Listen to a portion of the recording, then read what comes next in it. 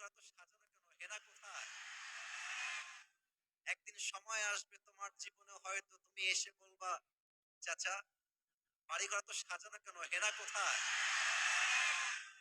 আর চাচা বলবে, বাবা হেনার তো বিয়ে হয়ে গেছে, তুমি বাস খাও, তুমি গাঞ্জা খেয়ে ঘুরে বেড়াও।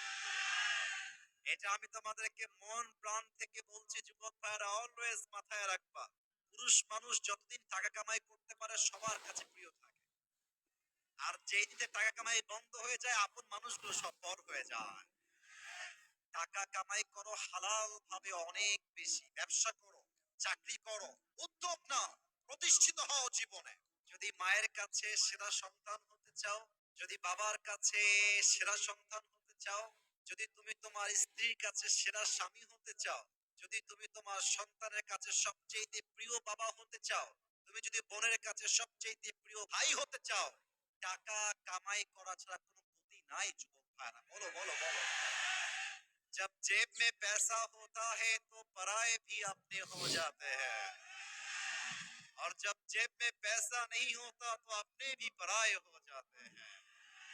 পকেট ভর্তি টাকা থাকলে ভালোবাসার মানুষের কোনো অভাব হয় না বাংলাদেশে। আর পকেট খালি হয়ে গেলে ঘরের আপন বউটাও পর হয়ে যায়। এজন্য আমি মাঝে মাঝে বলি, जब जेब में हो पैसे तो लोग पूछते हैं तुम हो कैसे, और जब तुम हो जाओगे कंगाल कोई पूछने नहीं आएगा तुम्हारा हाल। পকেট ভর্তি টাকা, বলবে হাউ আর ইউ, কেমন আছেন ভাইয়া আপনি। আর যখন পকেট খালি, বলবে হু আর ইউ, তুমি কে, তোমাকে তো চিনতে পারছি না ভাই আমি। এই পুরো দেশটাই হচ্ছে টাকার খেলা।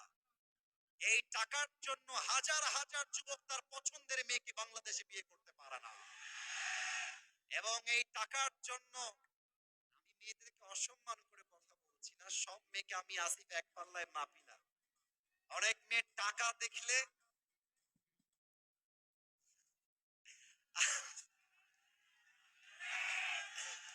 টাকা দেখলে আর সরকারি চাকরি দেখলে টাকলার সঙ্গ বিয়ের পিড়িতে বসে যায়। না, এমন মেয়ে তো বাংলাদেশে নাই। আরে নাই, আরে নাই রে ভাই। থাকলে আল্লাহ হেদায়েত দান করুন, সবাই আমিন। এজন্য আমি বলি, পকেট